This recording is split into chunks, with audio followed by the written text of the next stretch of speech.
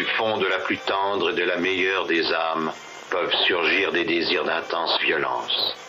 Un jour peut-être les hommes apprendront-ils à lutter contre ces monstres de l'esprit. Alors, et alors seulement, quand le cerveau humain sera vraiment capable de se contrôler, nous pourrons songer à utiliser les puissances cachées de l'univers. N'éteignez pas votre radio. Ne cherchez pas à baisser le volume. Il est déjà trop tard. 7e dimension envahit les ondes et débarque en mode podcast.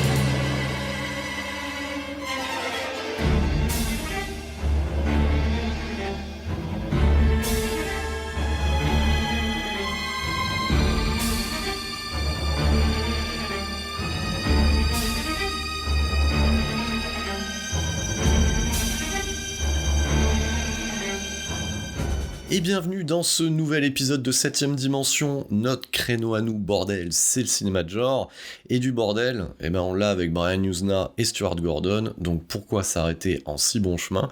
Donc après la trilogie Reanimator, après le retour des morts vivants 3, il était temps de revenir en arrière et de récupérer le tandem juste après leur premier coup d'essai et coup de maître qu'est Reanimator, et on enquille de nouveau, sur quoi ? Sur une adaptation de Lovecraft, et ce film arrive 1 an après Reanimator, et ça s'intitule From Beyond, traduction française, ou plutôt sous-titre français, aux portes de l'au-delà. Donc, alors, ce film, comme certains des films que j'ai chroniqués à 7ème dimension, moi, je l'ai découvert dans les Jeudis de l'Angoisse. Et particularité de ce film découvert dans les Jeudis de l'Angoisse, c'est qu'avec Peterson, on s'était rendu compte que sa courte durée, 1h21, générique compris, permettait, selon les dires de Peterson, de le caser un peu n'importe où derrière une copie d'un autre film. Alors qu'est-ce que ça veut dire ? Ça, on en avait parlé dans l'épisode 3, acheter des films c'est bien, c'est-à-dire que nous on est issus du monde de la VHS, du vidéoclub, et on a pas mal repiqué de films, et c'est vrai que pour des soucis de rentabilité, on s'était rendu compte que c'était moins cher finalement d'acheter des cassettes de 180 minutes, donc c'est-à-dire 3 heures, et des cassettes de 240 minutes, c'est-à-dire 4 heures, parce qu'on pouvait y caler plusieurs films à l'intérieur, plutôt que d'acheter que des cassettes de 120 minutes. Donc c'est vrai que ce From Beyond, il était parfait. Et pourquoi ? Parce qu'en faisant 1h20, on peut le caser derrière n'importe quel film d'1h40, 1h45. Et petite anecdote là-dessus, ce From Beyond, le pauvre, on l'avait dans des copies délavées. Alors qu'est-ce que ça veut dire ? Ça veut dire que des fois, par sécurité, on se faisait une copie de la copie de la copie derrière d'autres films. Donc c'est un film qui a très rapidement perdu ses couleurs dans notre collection de VHS, et qu'on avait peut-être 1, 2 ou 3 fois quelque part, en fait, derrière un autre film, parce qu'on trouvait ça cool de le caler derrière. Donc hormis cette joyeuseté de sa durée, ce From Beyond, c'est un petit peu, si on devait le comparer, autant Reanimator, si on regarde bien, autant Reanimator, et surtout dans cette version Director's Cut que nous a proposé The Ecstasy of Films, il n'y a pas que du gore, il n'y a pas que de l'érotisme, il y a aussi un peu de profondeur au niveau des personnages.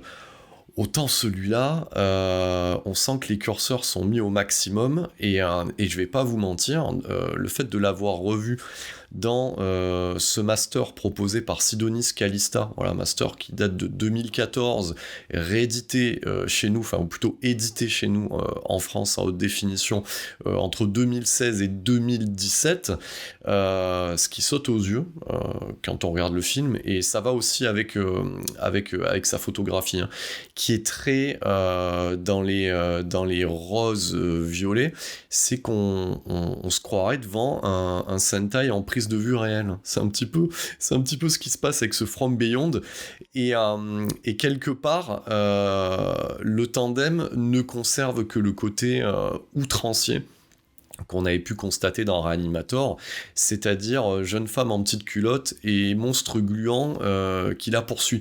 Donc quelque part, c'est un petit peu les bases du Sentai, mais vous verrez, j'y reviendrai dans cette chronique sur certains éléments, notamment sur certaines scènes à effets spéciaux, qui sont quand même orientés dans une bonne direction.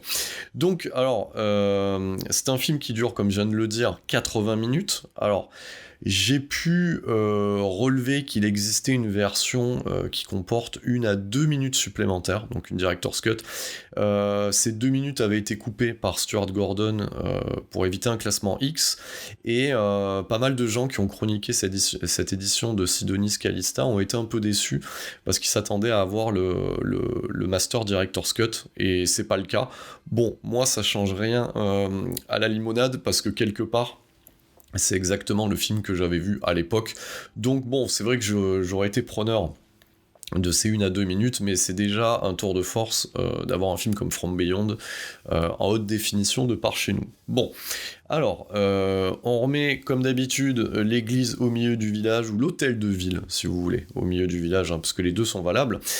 On récupère le tandem de 1 an après, du coup, Reanimator. On est en 86, et c'est la même équipe, c'est-à-dire Stuart Gordon à la réal, Brian Yuzna à la prod, et au scénar, on retrouve un troisième larron qui est Denis Paoli.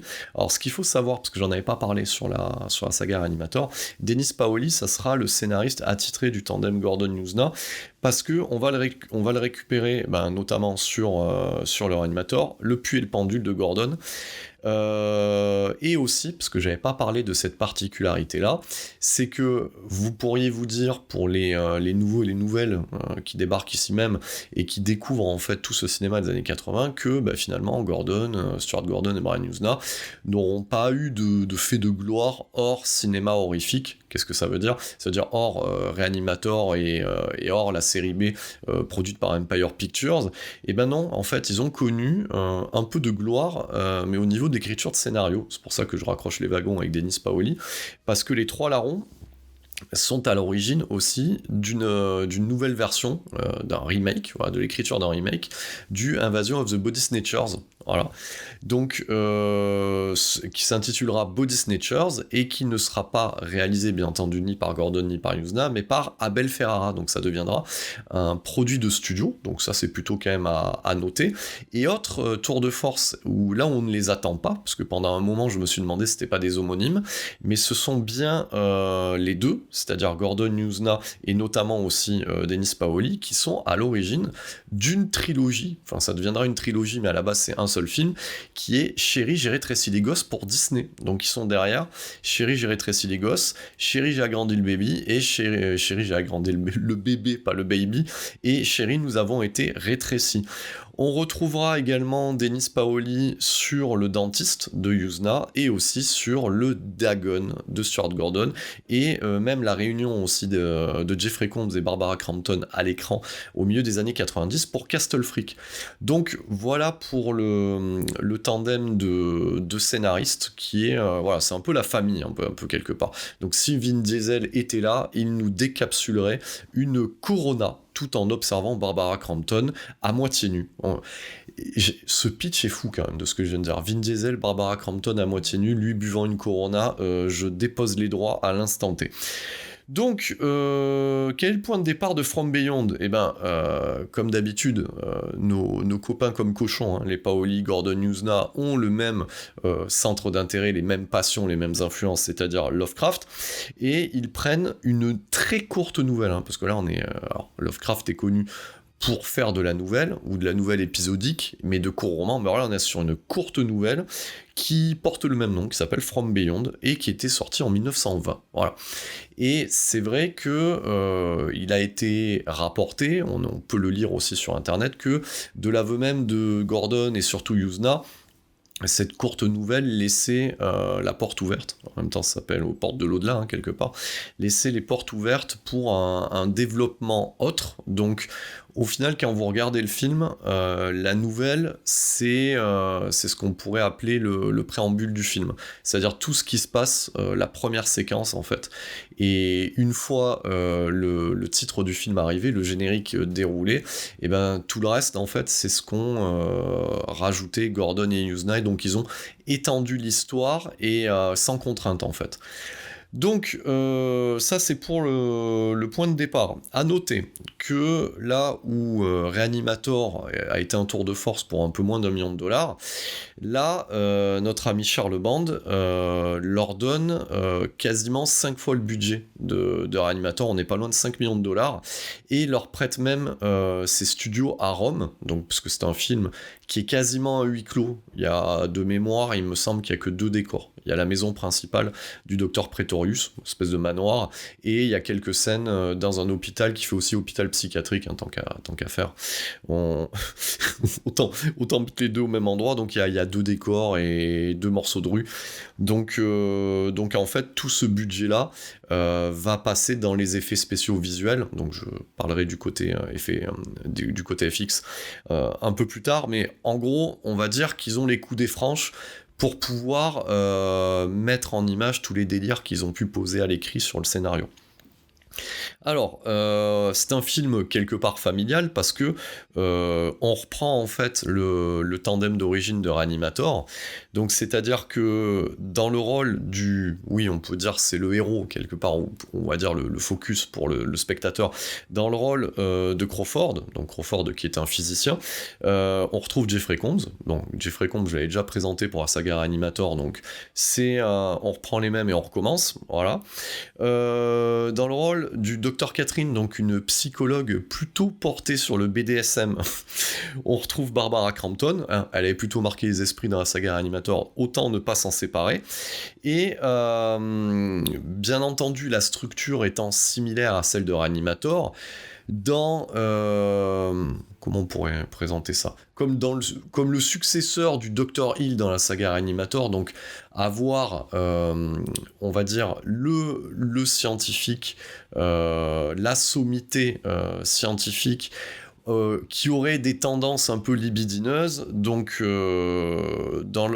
et qui n'est pas le Dr Hill, mais qui cette fois a un nom top, qui s'appelle le Dr Pretorius, on retrouve l'acteur Ted Sorel, qu'on avait déjà vu, ou qu'on verra, alors j'ai plus la temporalité, mais plutôt qu'on verra, dans le Basket Case 2 de Frank Henenlotter, et aussi dans une palanquée d'épisodes de Law and Order, voilà, donc cette fameuse, on va dire, entité de série, intitulée les New York Police quelque chose, judiciaire, unité spéciale, ainsi de suite, donc voilà, acteur de série, et qu'on retrouve chez Henenlotter, et on a droit à un nouveau venu, pour profiter un petit peu du budget alloué par Charles Band, et c'est un nouveau venu plutôt grand et tout droit sorti du zombie de George Romero. Je parle bien entendu de Ken Foree, qu'on reverra par la suite dans le Massacre à la tronçonneuse 3, dans la série de films originels, qu'on reverra également, parce que bien du coup, il s'est plutôt éclaté chez Tonton Gordon et Tonton Yuzna, donc on le reverra dans Le Dentiste.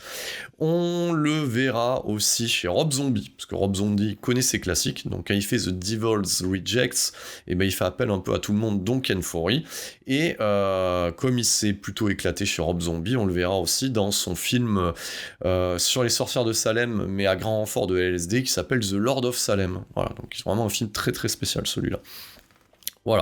Voilà pour le casting. À noter aussi que dans ce casting-là, on y retrouve, parce qu'on la voyait aussi dans Dolls, enfin on la verra plutôt dans Dolls et on la voyait déjà dans Reanimator, il y a la propre femme de Stuart Gordon qui joue le rôle d'une psychiatre qui a très envie dans From Beyond de lobotomiser cette chère Barbara Crampton. Est-ce que c'est parce qu'elle est plus belle qu'elle ? On n'en sait rien, il y a peut-être un pointe de jalousie féminine. Mais bon, voilà, ça c'était vraiment pour la petite anecdote dans le film. Elle est régulièrement dans les films de Stuart Gordon, du moins dans la première partie de sa carrière.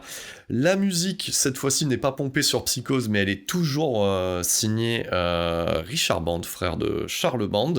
Et comme je l'ai dit, c'est un tournage qui s'effectue en Italie. Parce que Charles Band a pu y racheter d'anciens studios très connus, voilà.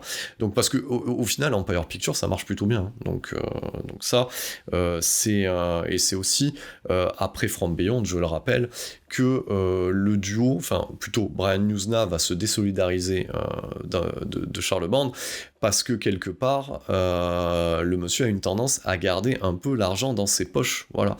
Donc je vous prête aussi une petite expression du Sud. Est-ce qu'on peut dire que Charles Band a des oursins dans les poches? Il n'y a qu'un pas que je franchis allègrement.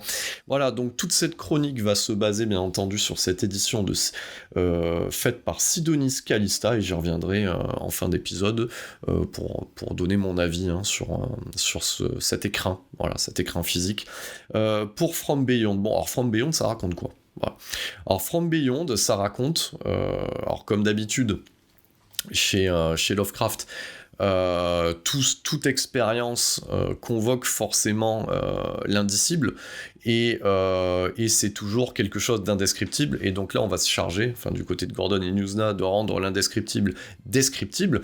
Donc ça raconte l'histoire du physicien Crawford qui travaille pour le Dr Pretorius, et il travaille tellement bien qu'il travaille chez le Dr Pretorius, voilà, comme un espèce de, vous savez, on a cette expression en fait dans certains milieux d'établir une chaire en fait, voilà, qui est un bureau d'études quelque part. Donc on fait ça chez le Dr Pretorius, voilà, et qui est aussi d'ailleurs, si on le voit sur le panneau devant son manoir, qui est la fondation Pretorius, on rigole pas. Donc tous deux travaillent en fait à la mise au point d'un résonateur qui prend l'apparence quelque part d'un gros aimant relié à une boule électrique qu'on peut trouver à la Forfouille ou dans tout autre magasin assimilé. Donc là, chez Stuart Gordon et Brian Yuzna, ça devient un engin de haute technicité qui résonne à une telle fréquence que ce raisonnement va stimuler une partie du cerveau humain, qui est la glande pinéale, et selon les dires en fait des protagonistes à l'écran, et basé sur les écrits de Lovecraft, et en même temps basé sur certaines recherches de Stuart Gordon, parce qu'apparemment Gordon s'était vachement renseigné pour que tout ce qui apparaisse à l'écran, ou du moins toutes les théories abordées à l'écran, ait une base solide scientifique. Donc la stimulation de la glande pinéale amènerait l'être humain à développer un sixième sens et à avoir des univers parallèles, et univers parallèles en l'occurrence qui serait l'au-delà. Voilà le point de départ. Donc cette glande pinéale, on la verra sous forme, déjà de manière interne, sous forme de scanner au travers du film, et très rapidement elle sortira du crâne et ressemblera à un petit pénis. Voilà pour le point de départ, ce qui donne aussi, parce que ça j'en avais pas parlé, moi j'ai découvert le film sur M6, et l'affiche est relativement, enfin en tout cas le poster du film est relativement resté le même à travers les exploitations, et c'est vrai que moi à l'époque j'avais, donc on achetait des télécassettes, et j'avais vu la jaquette sur télécassette avant de voir le film, et c'est vrai que l'affiche hyper vénère avec ce mec chauve, en l'occurrence Jeffrey Combs, et cette espèce de serpent qui lui sort du front, voilà, qui est la glande pinéale, m'avait plutôt impressionné ado. Donc effectivement, ça donnait envie de voir le film. Donc la scène d'introduction de ce fabuleux film, qui n'aura pas d'Oscar bien entendu, qui ne révolutionne rien dans le cinéma, voit le docteur Crawford, voilà, donc en tout cas ce physicien incarné par Jeffrey Combs, donc activer le résonateur, et du coup quand on active le résonateur, alors c'est plutôt bien vu en termes de photos, donc on a un côté très violacé dans la photo qui peut amener le côté dérangeant, donc c'est plutôt bien vu parce que à l'époque c'est assez rare, côté violacé qui sera repris d'ailleurs en termes de photos par Yuzna dans son premier film, lors des débordements orgiesques de son Society, et quelque chose qui gardera au fur et à mesure de sa filmographie, donc c'est-à-dire que dès qu'il y aura du gore, du gélatineux, on aura ce côté violacé. Allez comprendre pourquoi. En même temps, je pense qu'il y a des raisons techniques, parce que souvent, le côté gélatineux de ces effets visuels, prosthétiques, c'est souvent à base de sirop, de glucose, etc. Donc peut-être qu'il y a une manière aussi de maquiller en accentuant cette couleur d'origine, ces effets spéciaux-là. Je pense qu'il y a cette raison-là. Mais bon, globalement, voilà, il active le résonateur, apparaissent, parce que c'est aussi pas mal d'incrustations, d'effets visuels qui sont bien entendu tournés sur fond vert ou sur fond bleu, et qui sont pas dégueulasses et qui amènent une certaine forme de poésie. Alors c'est vrai qu'aujourd'hui, à l'heure des effets spéciaux visuels, voir ce genre d'incruste, ça peut prêter à sourire, mais ça lui donne du charme. Moi j'aime bien, et ça amène quelque part, même si c'est pas sur le plateau, une certaine forme de physicalité. Donc globalement, Crawford, il active le résonateur, apparaissent des espèces d'anguilles qui sont pas très éloignées du travail de maquillage qu'on peut trouver dans le Piranha de Joe Dante, et on y apprend bien avant Jurassic Park, parce que ça c'est important, parce que si vous croyez que le fait de ne pas bouger devant un T-Rex c'est une invention de Jurassic Park, ben non, ça vient de From Beyond. Donc c'est à dire que très rapidement Crawford nous avertira au fur et à mesure du film que si on ne bouge pas, il ne nous voit pas. Voilà, donc voilà, il faut connaître ces classiques quelque part. Donc malheureusement il bouge, donc une des anguilles vient à lui croquer le visage, et il est à la fois effrayé et fasciné par sa découverte de cette nouvelle forme de vie existant dans un monde parallèle, qu'il en avertit le docteur Pretorius. Docteur Pretorius, qui est pas loin d'un Hugh Hefner, du pauvre, donc qui se pointe avec son peignoir et ses propres initiales sur le peignoir, donc peignoir aux coutures rouges et au complet noir, qui annonce déjà un petit peu son penchant pour le BDSM et le côté libidineux et son amour des petites culottes. Donc se trimballe en calbute avec son peignoir, et il trouve ça magnifique tout en transpirant, on se croirait presque dans un film de Clive Barker. Et ça, on y reviendra aussi sur ce côté annonciateur des Hellraiser, et se fait happer, et notamment bouffer la tête par ces anguilles-là. Et le résonateur est coupé, non par la volonté, bien entendu, de Crawford d'arrêter le massacre, mais surtout à cause d'une voisine un peu chiante, qu'on reverra par 2 fois dans le film, qui alerte la police. Donc la police se retrouve avec le corps d'un Pretorius sans tête, et d'un Crawford qui raconte tout et n'importe quoi, mais surtout le fait que des créatures étranges existent dans un monde parallèle, ce qui le conduit bien entendu directement à l'hôpital psychiatrique. Hôpital psychiatrique bien entendu fréquenté par notre chère Barbara Crampton, et qui, voilà, un sujet d'étude fort intéressant. Voilà. Donc, contre toute attente, voilà, parce que c'est ça qui est intéressant dans ce genre de film, Barbara Crampton réussit à convaincre l'inspecteur de police d'autoriser Crawford à sortir, ceci accompagné d'un inspecteur incarné par Ken Foree, pour pouvoir retourner dans la maison de Pretorius et réitérer l'expérience pour vérifier si oui ou non Crawford est fou. Voilà le point de départ, qui au final en vaut un autre. Je pense que j'ai plutôt bien pitché ce film. En même temps, c'est un film d'1h20 tiré d'une nouvelle ultra courte, donc je sais pas si tout cela relève d'un grand tour de force de ma part. Mais quoi qu'il en soit, voilà le point de départ. Alors, bien entendu, ce qui sera intéressant, parce que je reviendrai sur certaines scènes clés du film, ce qui va être intéressant dans From Beyond, bon, déjà, c'est cette volonté de Gordon et Yuzna d'activer le côté gore, libidineux et érotique, voire paillard, qu'on avait dans Reanimator, mais de le pousser au maximum. Voilà. Donc il y a déjà ce côté-là, en fait, et qui en fait finalement un film qui fera peut-être école à l'époque. Qu'est-ce que ça veut dire ? Ça veut dire que le côté gore érotique, le mélange des deux n'existe que très peu au cinéma, et vu le type d'éclairage utilisé, je peux comprendre, et on peut y voir aussi, une sorte d'influence pour une certaine forme de cinéma porno qui n'existe plus en fait aujourd'hui, qui était celui des années 80-90, où on parodiait en fait des films connus comme les Terminator ou des choses comme ça, où on mélangeait en fait un peu de SF et un peu d'horreur fait de briques et de broc, et du sexe. Voilà, donc on peut imaginer, parce que si on remet les choses un petit peu en place, vu la date du film, on peut se dire que ça en a influencé plus d'un, notamment un producteur qui, lui, se spécialisera dans le côté un petit peu érotique, horreur, qui est De Coteau, en fait, voilà, et qui produira des sagas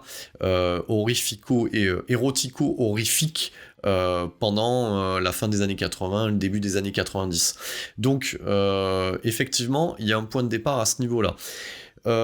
L'autre côté intéressant, c'est que le budget alloué leur permet de mettre en image pas mal de délires, et qui sont à la fois la résultante du travail de Rob Bottin, parce qu'on va pas se mentir, parce qu'on voit l'influence directe. Il y a certains plans qu'on a déjà vus en mieux dans The Thing, mais il y a cette volonté en fait d'expérimenter à partir des délires de Rob Bottin, donc il y a une grosse influence en fait liée au travail de Rob Bottin sur The Thing, et en même temps c'est annonciateur de ce que fera Yuzna par la suite, notamment avec Society et le reste de sa filmo, en s'associant au maquilleur Screaming Mad George. Alors, qui est-ce qu'on retrouve dans ce délire d'effets spéciaux ? On a quand même deux maquilleurs connus de l'époque, plus deux qui le deviendront par la suite. Donc en fait, on a 4 personnes. Donc la première, c'est John Carl Butcher, dont j'avais déjà parlé dans la saga Reanimator, qui est derrière beaucoup d'effets prosthétiques des années 80. Donc j'avais cité du Troll, j'avais cité beaucoup de choses, donc je reparle de Troll, parce qu'un de mes auditeurs, ça l'a fait beaucoup sourire, et ça l'a fait voyager, donc je te fais un petit coucou au passage.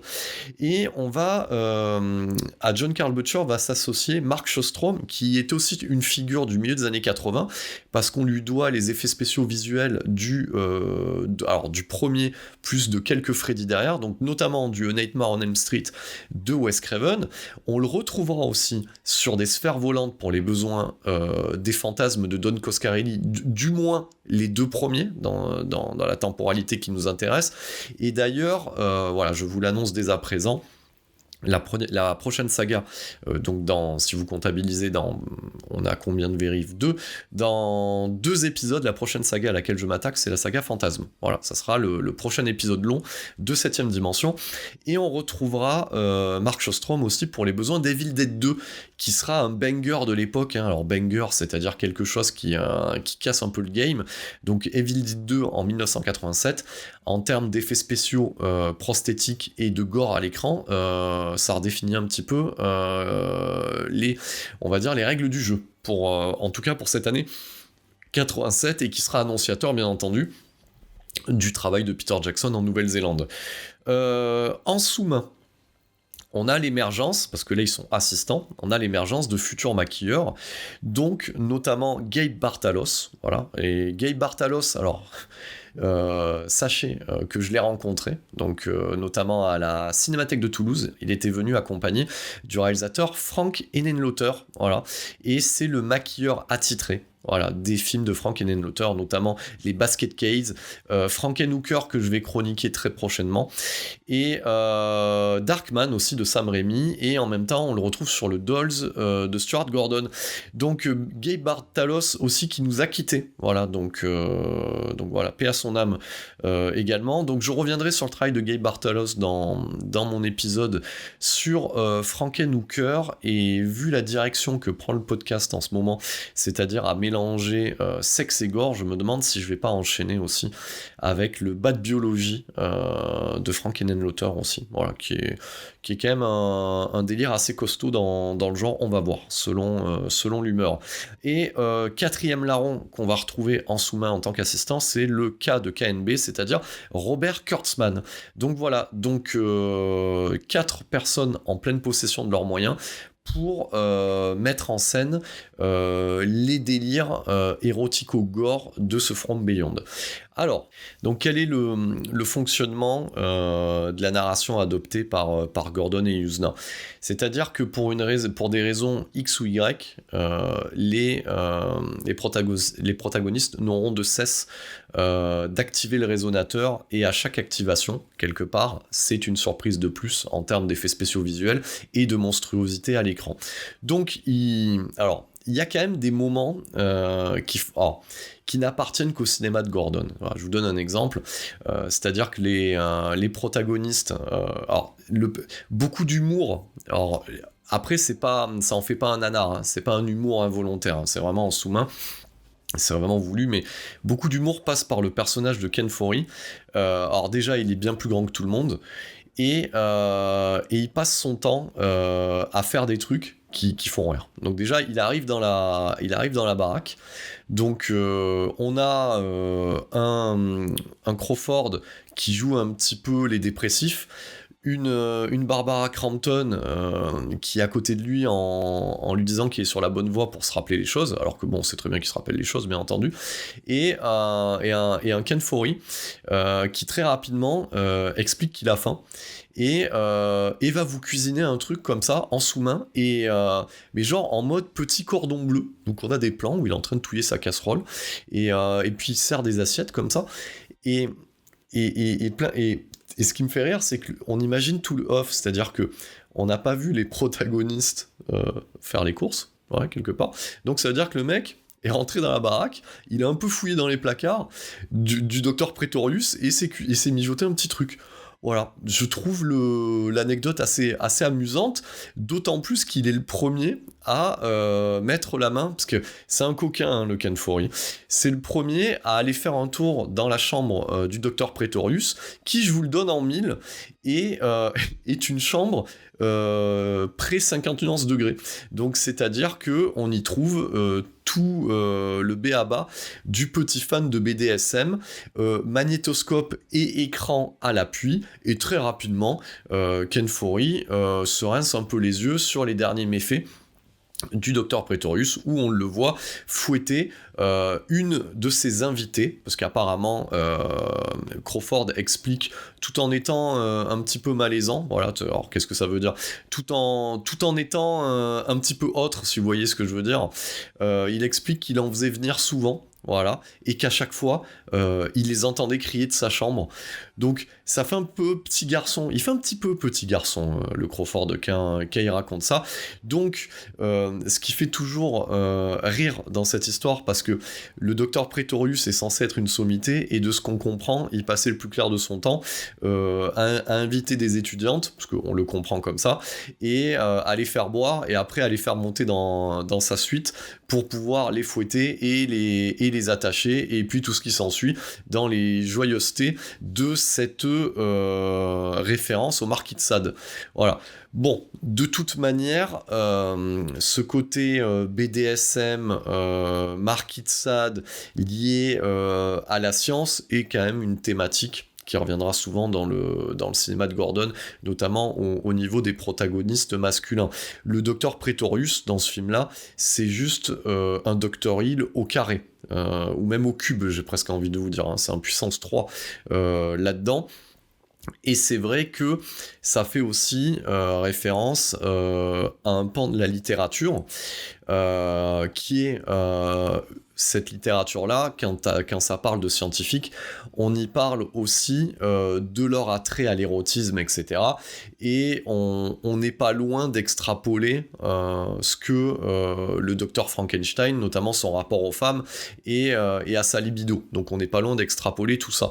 Donc le réalisateur, les scénaristes connaissent leurs classiques, et en même temps, ils savent très bien qu'ils s'adressent aussi au marché de la vidéo, et ce qui fonctionne dans le marché de la vidéo des années 80, c'est le cul et le gore. Et ça, on en avait déjà parlé ici même. Et du coup, c'est ce qu'ils nous offriront assez rapidement. Donc, ce résonateur, quand il est réactivé, permet de se rendre compte que le docteur Pretorius n'est pas mort. Et le docteur Pretorius, en bon précurseur de notre ami Pinhead des Hellraiser, nous vante les mérites de ces fameux plaisirs. Alors voilà, c'est là où je vais me faire une petite parenthèse sur Hellraiser. C'est-à-dire que on est en 86, Hellraiser s'est tourné en 87, ça débarque en 88. Les livres de sang, qui sont la nouvelle de Clive Barker, étaient déjà sortis avant, au début des années 80. Donc ça veut dire que globalement, Gordon et Yuzna, c'est sûr, ont lu l'œuvre de Clive Barker, parce que le docteur Pretorius, on pourrait prendre le résonateur et le remplacer par le Rubikube, et quand on active le résonateur, comme dans Hellraiser, quand on active le Rubikube, c'est Pinhead. Et Pinhead nous vante quoi ? Il nous vante les plaisirs interdits. Alors moi, ça m'a toujours fait sourire, parce que à chaque fois qu'on regardait un Hellraiser avec Peterson, il y avait toujours cette phrase où il était là, les plaisirs. Moi, j'ai jamais trouvé que ce que Pinhead proposait était du registre du plaisir. Se faire attraper par des hameçons et se faire éclater, parce que c'est ça, éclater en 1000 morceaux, c'est pas ma définition du plaisir, quelque part. Mais bon, ça c'est le lien avec le BDSM, et effectivement, le docteur Pretorius nous vante aussi des plaisirs, et quand on voit la gueule qu'il a, donc c'est-à-dire que le Pretorius, bon ben, on a Prétor, on est en termes de phonétique pas très loin de protéiforme quelque part, et le docteur Pretorius, bon ben c'est devenu un paquet de slime, hein, le machin, et à chaque fois qu'il apparaît, il mute. Et il est très content que quand Crawford le touche, et ben ça soit visqueux et que ça se transforme en autre chose. Voilà. Donc, et il est très soucieux pour un scientifique, non pas de te parler quelque part du monde de l'au-delà, mais dès qu'il voit Barbara Crampton, il est très avide de lui faire partager ses nouveaux plaisirs, et il lui dit, et ça c'est verbalisé dans le film, qu'il a très hâte en fait de la posséder intérieurement, de la pénétrer de par ses nouveaux atouts. Donc, et c'est pour ça qu'on est à 2 doigts du Sentai dans le film, parce qu'on a beaucoup de plans où sa main s'allonge, où on a de la tentacule, et on s'inspire, en gros. Je pense que le tandem a vu les effets spéciaux de The Thing, avec cette chose en fait qui s'étend et qui va avoir une bouche qui va sortir. Et sauf que dans The Thing, c'est pour bouffer les gens et les assimiler. Dans From Beyond, c'est pour pouvoir caresser les seins de Barbara Crampton. On n'est pas du tout sur la même optique. Donc, en termes de découverte scientifique, c'est un peu le niveau 0, quoi.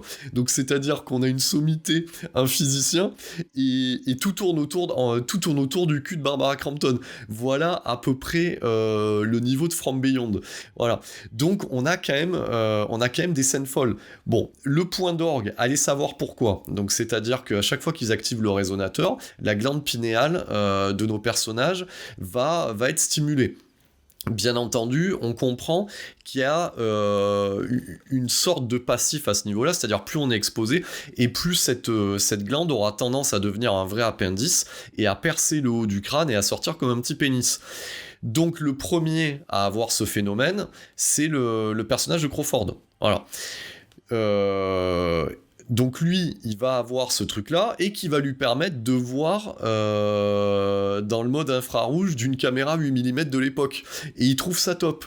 On a des phrases comme ça, où il y a le docteur Pretorius qui lui dit « Que voyez-vous, Crawford ?» Et lui qui est en mode « C'est magnifique, c'est magnifique !» Et tout ce qu'il voit, c'est une vision toute pourrie, en mode filtre de caméra 8 mm. Mais c'est pas grave, à ce point-là, on participe, voilà, ça devient du grand n'importe quoi. Et globalement, donc lui, quand on lui stimule la glande pinéale, bon, il a cette vision. Barbara Crampton, elle a autre chose. Donc c'est-à-dire que quand la glande pinéale est stimulée, et ben elle, finalement, c'est un appel au BDSM. Voilà. Alors après, il y a aussi, on va dire, une petite critique ou opinion sur le monde de la psychologie, parce que forcément, quelque part, Gordon et Yuzna connaissent leurs classiques. Si on part sur le point de départ de la psychanalyse, qui est au final très freudienne, on a toujours ce rapport au sexe, et bon, ben voilà, eux, ils y vont cash. Donc c'est-à-dire que Barbara Crampton, sa glande pinéale est stimulée. Forcément, elle est stimulée par aussi la chambre du docteur Pretorius, et dans une scène qui a rien à voir, elle s'habille en cuir, tout de string vêtu, ne cachant que très peu son anatomie, et n'hésitera pas à sauter sur un Crawford affaibli, parce que dans la scène précédente, il s'était quand même fait littéralement bouffer la tête par un ver géant, quasiment, voilà, par un ver géant qui est... Alors je sais plus si c'est le ver géant qui était apparu dans la cave, oui je crois que c'est ça, oui, par le ver géant qui était apparu dans la cave en voulant couper l'électricité du générateur, du résonateur, si vous suivez toujours, et donc du coup il a plus de cheveux, il a ce pénis qui lui sort du front, le mec est au plus mal, donc il est à moitié mort, et elle s'habille en cuir, lui saute dessus et commence à le masturber. Tout est normal. Voilà, tout est normal dans ce film produit par Charles Band, avec là, limite premier degré. Voilà. Donc on a des scènes folles comme celle-là. Que retenir d'autres ? Parce que bon, comme je vous l'ai dit, c'est quand même assez court. On aura des passages aussi où on sait pas trop pourquoi, mais j'ai envie de vous dire pourquoi pas. Notre ami Crawford ayant survécu au non-consentement, parce que c'est d'époque ça, voilà, parce que bon, quelque part, il se fait quasiment violer par Barbara Crampton, hein. Donc il atterrit de nouveau à l'hôpital psychiatrique, et dans cet hôpital psychiatrique, le fait qu'il ait maintenant ce petit pénis sur le front, eh ben, il a très envie de manger des cerveaux humains. Voilà. Donc, c'est là où tu te dis que ça part un peu en couille. Voilà. On est à 2 doigts du film de zombies, mais pourquoi pas. Donc, rien ne sera jamais expliqué sur cette envie de dévorer le cerveau. Voilà, c'est comme ça, c'est gratos. Voilà. Et quand il dévore les cerveaux, il s'en prendra aussi à une brancardière, plutôt c'est le SAMU local de passage en essayant de lui gober le cerveau par l'œil. Voilà. Donc c'est gratos, c'est là, on en profite, mais on connaît pas trop la raison. À noter que en termes d'effets spéciaux, c'est quand même du haut niveau, hein, je vais pas vous mentir, hein, je parle pas en termes d'incrustation, mais plutôt en termes de prosthétique. On aura droit à dans le final, à une répétition pour le Society de Brian Yuzna, c'est-à-dire que notre ami Jeffrey Combs se fera ingérer par le Dr Pretorius, et on aura droit à un combat dans un magma de chair, sous les yeux d'une Barbara Crampton toujours en petite tenue, et tout ça, voilà, on a une espèce de combat, voilà, où l'un sort de l'autre, etc. C'est plutôt bien fait. Honnêtement, on va pas se mentir, c'est quand même de haute volée en termes d'effets prosthétiques, et quelque part, voilà, on y trouve toujours des références. Ça ressemble un peu au combat final dans la bouillie visuelle en images de synthèse du Hulk de Ang Lee, où Nick Nolte se battait en image de synthèse avec Eric Bana. Il y avait un combat de Hulk, on comprenait pas grand chose, mais il y avait une espèce de magma de choses, donc j'ai envie de vous dire, peut-être que From Beyond a influencé plus d'un réalisateur et que personne ne lui a rendu ses lettres de noblesse, donc peut-être qu'à 7ème dimension, il est temps de le faire. Donc vous l'aurez compris, From Beyond, c'est un petit grand film quelque part, donc petit par sa durée, petit par son ambition, et grand par le résultat à l'écran. Voilà. Parce que en 1h20, on s'emmerde pas une seule seconde, ça va très très loin. Donc, vous savez, dans les questionnements qu'on pourra avoir en tant qu'amateur de films gore, on pourrait se dire putain, ça serait cool que la nana, à force d'être on va dire à proximité du résonateur, elle se mette à on sait pas pourquoi, à s'habiller en BDSM, et ben voilà, là ça arrive. Donc à chaque fois qu'on a une idée un peu folle, nous-mêmes, ben, ça arrive à l'écran.